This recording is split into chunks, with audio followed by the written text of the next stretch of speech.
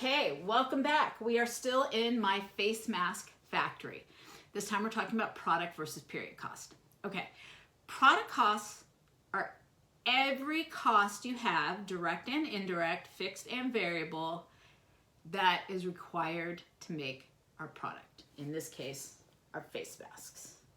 Period is everything else. Some really common period costs are selling. Selling costs are always period costs. Admin, people who work at HQ are usually period costs.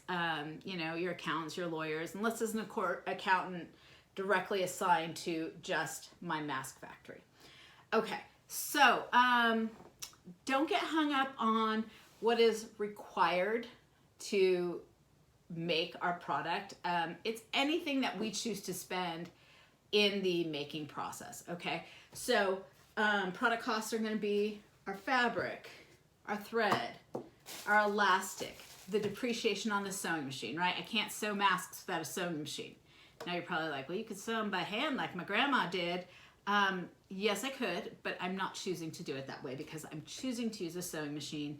The depreciation on the sewing machine is a product cost.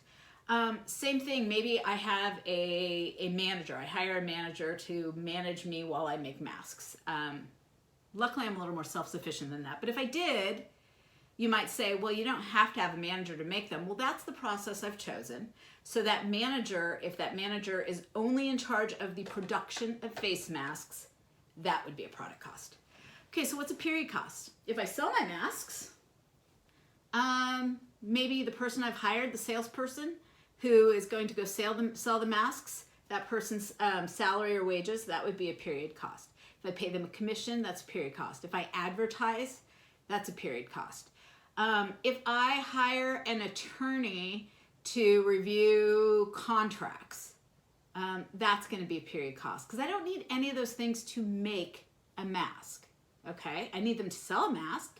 I might need them to be a corporation, but to make a mask, it's really the costs that are within my mask factory. Okay, if you think of it like, if you draw a little picture of a building, you're like, anything that happens within that factory is a product cost.